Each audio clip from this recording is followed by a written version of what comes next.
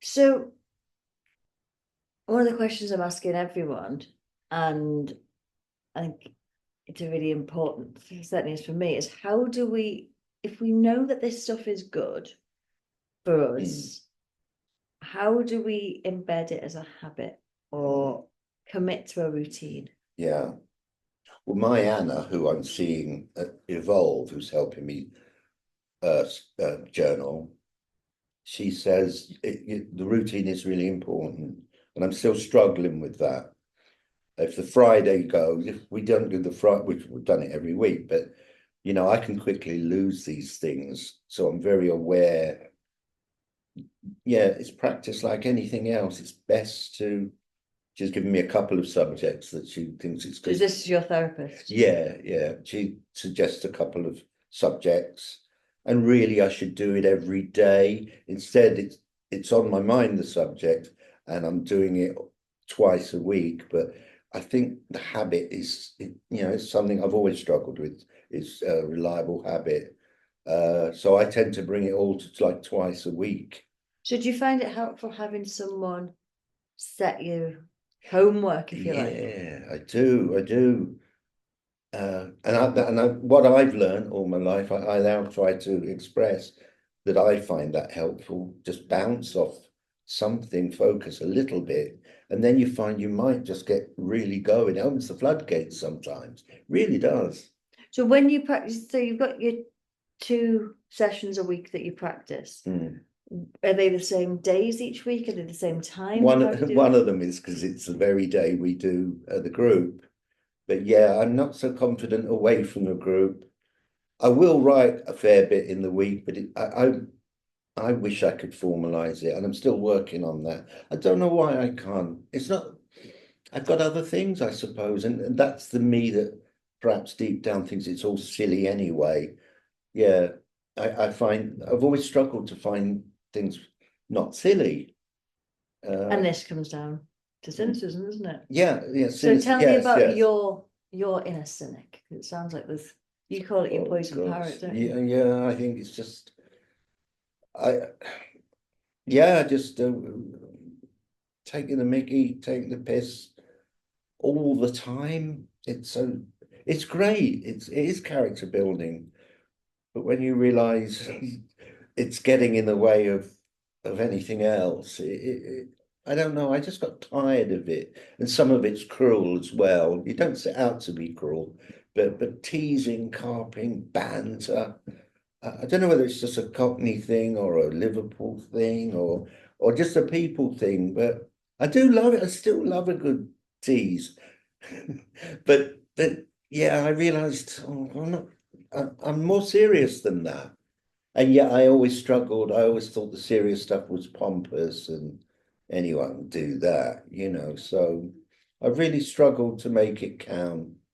And I catch myself on, still got our conditions and our layers and all that is always with us, but journaling helps me tidy it down a bit. Keep the poison parrot calm Mm, because we're not here for very long, and you know we've got to be serious and kind sometimes. yeah. Yeah, So it sounds like having other people around can help you to stick with a habit and can also help you to mm. engage more Yeah. wholeheartedly in. Whole heart. I like that whole. The lovely Claire Robinson helped me with that word. I love it. She wholeheartedly, and I really, since I joined Rococo and mindful therapy is about the same time. I try to do things wholeheartedly. Uh, yeah, I do, but I still need the validation of others, especially need the validation of others because it is easy to drift back. Yeah, but I'm frightened to go the next step and like do my own podcast or you know, I know because Grace tells me you'd be really good like because on Spotify you can play the tracks and talk. You can be a DJ. You can go, hey, hey, hey, this is me, Davy King. I'm playing the Beatles and we're going to do some journaling. That would be great, but I'm too reluctant to try, you know. Mm. But you can do it, and you don't have to pay the license for the music, apparently.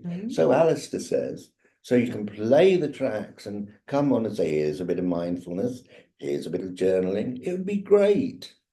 And it's kind of what I'm born to do, but I won't do it. I know. Yes. Yet. Yes, yes, yes. I know.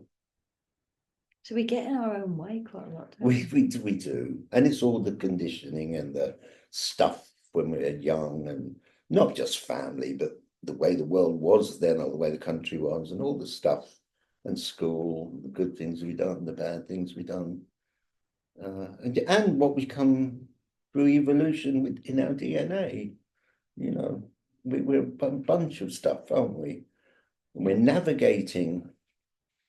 And I think we do great work here at Mindful Therapies. We navigate the ship, and I'm proud to be a part of it. I want to come back to this habit forming bit because I find this really challenging. And you've got once a week when you're with us. Mm. When's your other one? When's your other? Writing point. Mm. Well, like I say, it's not formalized, it's not structured, but I know I'll get an equivalent amount of writing down. And is it just a case of when it comes to you, or do you have something that will prompt you to write? No, I just suddenly go off it. Yeah, just get a good feeling about something, or see someone, or whatever I'm doing, and I just feel excited. I want to share it, and punctuate it for myself. So it's about feeling inspired and excited. Yes, it's a little moment of fleeting wonder, inspiration. Ooh. Fleeting wonder, yes. Love that. Mm. There's a lovely Ian Dury song called You'll See Glimpses. I think it's a B-side of one of his hits, and it's just about how you see glimpses all the time, and it's, if you like, it's of God, or it's of divine, or it's, maybe that's all you're going to get in life, but it's enough, it's enough to be encouraged that you'll see glimpses, and you do. I do. I know you do. And yeah, it's tantalizing. We must be patient. We had a theme today of patience in We did. an earlier group. Have to be patient. It's tantalizing, but it's all grist to the Grist to mill. the So I think it's quite easy, isn't it, to kind of beat ourselves up for not doing something every day, beat ourselves up for not writing whatever it is we think we ought to be writing. Yeah.